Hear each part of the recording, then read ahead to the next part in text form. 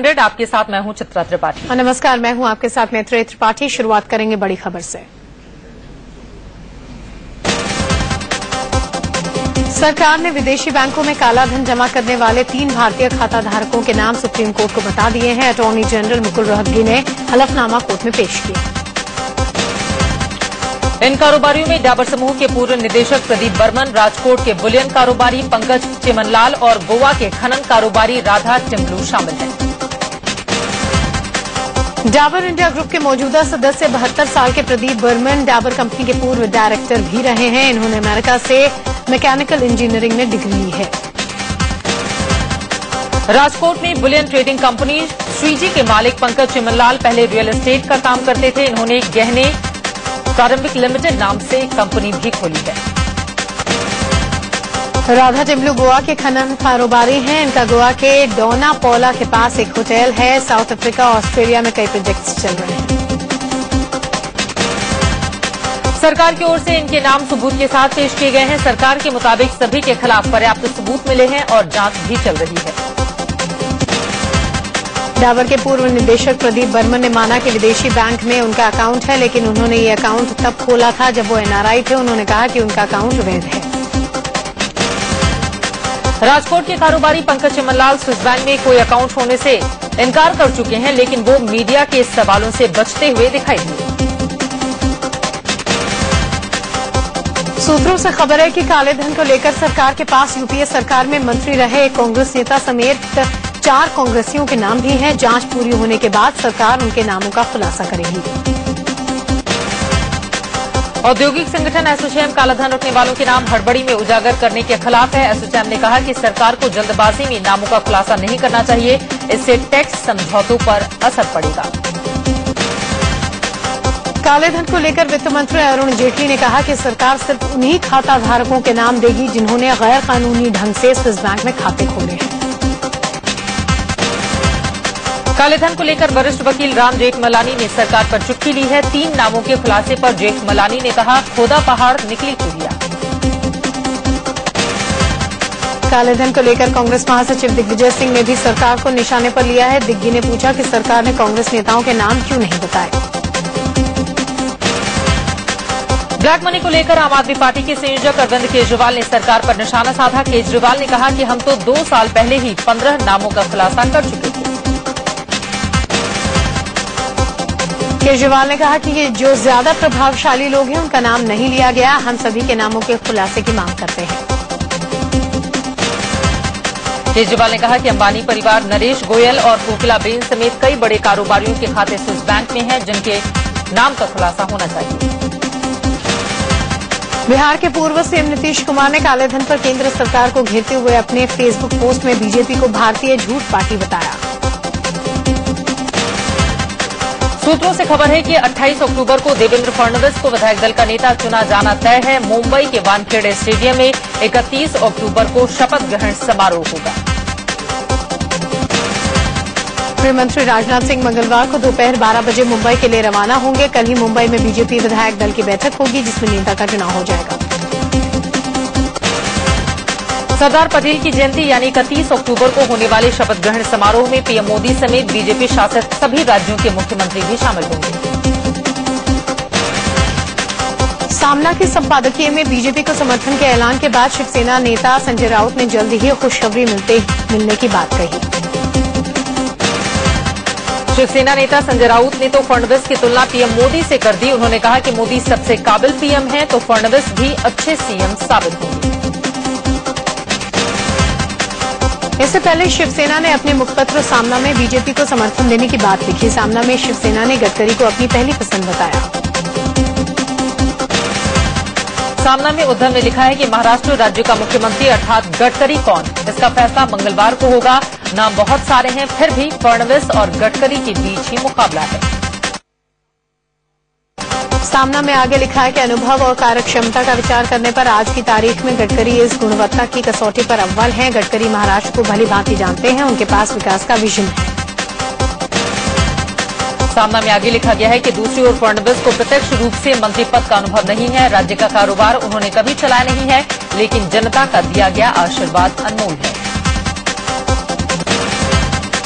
आखिर में सामना में लिखा है कि जनता के आशीर्वाद का सोना कर महाराष्ट्र का रथ आगे ले जाने वाला कोई भी हो, शिवसेना हिम्मत और हिकमत से उसका साथ देगी।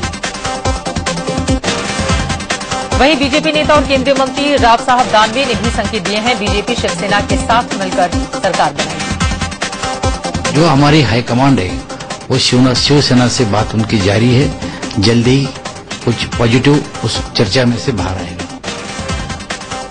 उधर एनसीपी सुप्रीमो शरद पवार ने भी बीजेपी को बैकडोर समर्थन देने की बात कही है। एक अखबार को दिए अपने इंटरव्यू में शरद पवार ने बीजेपी को बाहर से समर्थन की बात कही। शरद पवार ने अखबार से कहा है कि हम ना तो बीजेपी का समर्थन करेंगे और ना ही विरोध करेंगे। अगर विधानसभा में बहुमत परीक्षण होता है तो एनसीपी विधायक वोटिंग में हिस्सा नहीं लेंगे। शरद पवार ने आगे कहा कि एनसीपी महाराष्ट्र में स्थायी सरकार चाहती है और अगले 6 महीने में चुनाव भी नहीं चाहती, इसलिए हमने बीजेपी को समर्थन देने की बात कही है। महाराष्ट्र में एक निर्दलीय विधायक रवि राणा ने इंडिया न्यूज से कहा है कि अगर मंत्री पद मिले तो 7 निर्दलीय विधायक बीजेपी को समर्थन देने को तैयार हैं। साथ ही रवि राणा ने बताया कि शिवसेना सुप्रीमो उद्धव ठाकरे और एनसीपी चीफ शरद पवार ने भी 7 निर्दलीय विधायकों से संपर्क कर उनकी मांगे जानने की कोशिश की थी। जिले के मुखेड़ से बीजेपी के नवनिर्वाचित विधायक गोविंद राठौड़ का दिल का दौरा पड़ने से निधन हो गया। महाराष्ट्र विधानसभा में बीजेपी की सदस्य संख्या 122 रह गई है। आम आदमी पार्टी के पूर्व संयोजक और दिल्ली के पूर्व सीएम अरविंद केजरीवाल ने आज दिल्ली के चुनाव आयुक्त विजय देव से मुलाकात की। अरविंद केजरीवाल ने दिल्ली विधानसभा चुनाव में बोगस वोटिंग के लिए बीजेपी की ओर से दर्ज कराई। केजरीवाल ने चुनाव आयोग के साथ बोगस वोटिंग रोकने को लेकर अपने सुझाव दिए और दिल्ली के वोटरों की पूरी लिस्ट वेबसाइट पर डालने की मांग की। चुनाव आयोग ने यूपी की 10 और उत्तराखंड की 1 राज्यसभा सीट के लिए चुनाव तारीख का ऐलान 20 नवंबर को मतदान होगा। संसद के शीतकालीन सत्र की तारीखों का ऐलान हो गया है। 24 नवंबर से 23 दिसंबर तक संसद का शीतकालीन सत्र चलेगा। हरियाणा के नए मुख्यमंत्री मनोहर लाल खट्टर ने सूबे की कमान संभालते ही कामकाज शुरू कर दिया है। उन्होंने आज कैबिनेट की बैठक की और प्रधानमंत्री नरेंद्र मोदी के विजन को सफल बनाने को लेकर चर्चा की।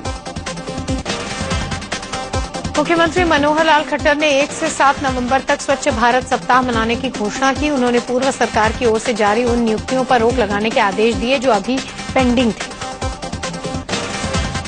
मुख्यमंत्री मनोहर लाल खट्टर ने पूर्व की हुड्डा सरकार के उन सभी फैसलों के रिव्यू की बात कही है जो पेंडिंग है। साथ ही 3 नवंबर को विधानसभा सत्र बुलाने की भी घोषणा उनकी ओर से की गई। मनोहर लाल खट्टर की कमान संभालने के बाद उनके चुनाव क्षेत्र करनाल में जमकर जश्न मना। हरियाणा व्यापार मंडल ने खट्टर के मुख्यमंत्री बनने की खुशी में डांस किया और मिठाइयां बांटी। एसपी सुप्रीमो मुलायम सिंह यादव ने यूपी के सीएम अखिलेश यादव को एसपी प्रदेश अध्यक्ष के रूप में दोबारा मनोनीत किया। एसपी संसदीय बोर्ड का भी पुनर्गठन किया गया।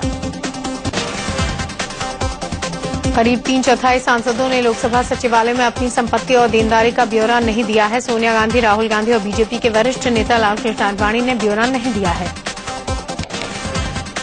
इसके अलावा मोदी के मंत्री राजनाथ सिंह, सुषमा स्वराज, उमा भारती और नितिन गडकरी ने भी अभी तक ब्यौरा नहीं दिया है।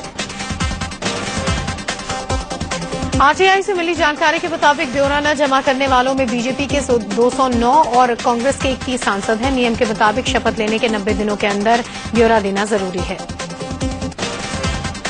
राजीव गांधी के हत्यारों को जेल से रिहा नहीं किया जाएगा। सुप्रीम कोर्ट ने नलिनी श्रीहरन की याचिका खारिज कर दी है। नलिनी ने सीआरपीसी की धारा 435 को चुनौती देते हुए सुप्रीम कोर्ट में याचिका दायर की थी। फरवरी में तमिलनाडु सरकार ने नलिनी और 6 अन्य दोषियों की उम्र कैद को खत्म करते हुए सभी को रिहा करने का प्रस्ताव पेश किया था। कांग्रेस ने इसका विरोध करते हुए सुप्रीम कोर्ट में याचिका दायर की थी। 2G घोटाला मामले में डीएमके प्रमुख करुणानिधि की पत्नी दयालु अम्माल को सुप्रीम कोर्ट से झटका लगा है। कोर्ट ने केस में राहत के लिए दाखिल अर्जी को खारिज कर दिया है। 2G घोटाले के आरोपी दयालु अम्मल ने अर्जी लगाकर कहा था कि वो दिमागी रूप से कमजोर हैं, इसलिए उन पर केस न चलाया जाए। मध्य प्रदेश हाईकोर्ट के जज के खिलाफ यौन शोषण के मामले को लेकर सुप्रीम कोर्ट ने मीडिया रिपोर्टिंग पर रोक लगा दी है। कोर्ट ने कहा फैसला आने तक रिपोर्टिंग नहीं होनी चाहिए। जीवन रक्षक दवाओं की बढ़ी कीमतों को लेकर सुप्रीम कोर्ट ने याचिकाकर्ताओं से सरकार से बात करने को कहा। कोर्ट ने कहा कि सरकार पहले से ही इस मामले पर विचार कर रही है। सुप्रीम कोर्ट ने कहा कि अगर सरकार से बातचीत के बाद कोई हल नहीं निकलता तो दोबारा अर्जी दाखिल की जा सकती है। भारत और अमेरिका के डर से पाकिस्तानी खुफिया एजेंसी ने दाऊद इब्राहिम का ठिकाना बदल दिया है। सूत्रों की माने तो दाऊद का नया ठिकाना पाकिस्तान अफगानिस्तान सीमा पर बनाया गया है। दरअसल पीएम के अमेरिका दौरे के दौरान दोनों देशों के बीच दाऊद को पकड़ने के लिए साझा अभियान बनाया गया था, जिसके बाद पाकिस्तानी खुफिया एजेंसी ने यह कदम उठाया है। मुंबई में लोकमान्य तिलक टर्मिनस के यार्ड में खड़ी ट्रेन के एसी कोच में अचानक आग लग गई। देखते ही देखते ट्रेन का कोच धू धू कर जल उठा। कोच में आग लगने से अफरा तफरी मच गई। गनीमत रही कि आग लगते वक्त खड़ी ट्रेन में कोई मौजूद नहीं था। हालांकि आग से कोच को खासा नुकसान पहुंचा है। हटिया एक्सप्रेस के कोच में अचानक लगी इस आग की वजह का खुलासा अभी नहीं हो पाया है। फायर ब्रिगेड की खासी मशक्कत के बाद आग पर काबू पाया गया। हिमाचल प्रदेश के नालागढ़ में डाबर इंडिया फैक्ट्री में आग लगने से हड़कंप मच गया। ये फैक्ट्री इंडस्ट्रियल एरिया बद्धी में स्थित है। आग ने पूरी फैक्ट्री को अपनी चपेट में ले लिया। आग लगने की खबर पाकर दमकल की 4 गाड़ियां मौके पर पहुंची, लेकिन तब तक आग काफी फैल चुकी थी। आग घंटे की बड़ी कड़ी मशक्कत के बाद आग पर काबू पाया जा सका। यूपी के मथुरा में एक महिला ने अपने विदेशी पति की जमकर धुनाई की। आरोप है कि ये शख्स पहले से शादीशुदा था, लेकिन बावजूद इसके इसने असम निवासी इस लड़की से धोखे से शादी की। जब इस महिला को अपने विदेशी पति के धोखे के बारे में पता चला तो उसने विरोध करना शुरू किया, जिस पर उसकी पिटाई भी की गई। पानी सिर से गुजरता देख महिला ने आज अपने पति की जमकर पिटाई कर डाली। हुदहुद के बाद नीलोफर नाम का तूफान आने से हड़कंप मचा हुआ है। अरब सागर से उठा ये तूफान गुजरात की ओर बढ़ रहा है, जिसे देखते हुए राज्य सरकार ने अलर्ट जारी किया है। अरब सागर में बन रहा नीलोफर 29 से 31 अक्टूबर के बीच गुजरात के कच्छ से टकरा सकता है। करीब 1000 मछुआरों को समुद्र से बाहर निकाला जा रहा है। नीलोफर चक्रवात को देखते हुए गुजरात के जामनगर में अलर्ट जारी किया गया है। आपातकालीन सेवा केंद्र शुरू करने के साथ ही मछुआरों को समुद्र में न जाने की हिदायत दी गई है। नीलोफर तूफान का सबसे ज्यादा असर कच्छ में होने की संभावना जताई जा रही है, जिसे देखते हुए कच्छ में अलर्ट घोषित कर पोरबंदर, द्वारका और सोमनाथ इलाके में तटीय सुरक्षा बढ़ा दी गई है। गृह मंत्रालय के आधार कार्ड पर यू टर्न लेने के बाद मोदी सरकार ने मोबाइल सिम से आधार कार्ड लिंक करने के भी संकेत दिए हैं। फरवरी में मोबाइल यूजर्स को बड़ा झटका लगेगा। टेलीकॉम कंपनियों ने कॉल रेट्स बढ़ाने के संकेत दिए हैं। राजधानी दिल्ली की लाइफलाइन कही जाने वाली मेट्रो का किराया बढ़ सकता है। शहरी विकास मंत्री वेंकैया नायडू ने किराया बढ़ाने के संकेत दिए हैं। वहीं नायडू ने दिल्ली में सड़क पर भीड़ कम करने और जाम से छुटकारा दिलाने के लिए रिंग रोड पर रेल नेटवर्क की योजना का भी ऐलान किया। केंद्रीय शहरी विकास मंत्री वेंकैया नायडू ने दिल्ली के द्वारका इलाके में पीने के पानी के लिए एटीएम का उद्घाटन किया। इससे लोगों को मिनरल वाटर जैसा साफ पानी मात्र 20 पैसे प्रति लीटर मिलेगा। दिल्ली में नॉर्थ ईस्ट की एक लड़की ने एक नाइजीरियन पर रेप का मुकदमा दर्ज करवाया। लड़की के मुताबिक दोनों की फेसबुक पर दोस्ती हुई। आरोपी ने उसे नौकरी का झांसा देकर दिल्ली बुलाया। दिल्ली के मुखर्जी नगर इलाके में बीते 4 महीने से आरोपी युवक इस लड़की के साथ रेप कर रहा था। पीड़ित ने मुखर्जी नगर थाने में रेप का मामला भी दर्ज कराया है। पुलिस ने मामले की जांच शुरू कर दी है। दिल्ली के बाड़ा हिंदू राव इलाके में 7 साल की बच्ची से छेड़छाड़ का मामला सामने आया। छेड़छाड़ का आरोप 55 साल के एक शख्स पर है। पुलिस ने उसे गिरफ्तार कर लिया है। दिल्ली के पांडव नगर इलाके में एक रेप पीड़ित पर जानलेवा हमला हुआ। महिला के मुताबिक 2 बदमाश उसके घर में जबरन घुस आए और मुकदमा वापस लेने की धमकी देने लगे। पीड़ित महिला ने हमले के पीछे बीजेपी के एक स्थानीय नेता का नाम बताया है। पुलिस ने मामला दर्ज कर लिया है। आरोपी की तलाश हो रही है। पंजाब के अमृतसर के तरनतारन में बारातियों से भरी एक बस के पलट जाने से 10 लोगों की मौत हो गई, जबकि 20 से ज्यादा लोग घायल हो गए। बताया जा रहा है कि शादी समारोह से लौट रही बस अनियंत्रित होकर पलट गई। ड्राइवर को झपकी आने के चलते हादसे की आशंका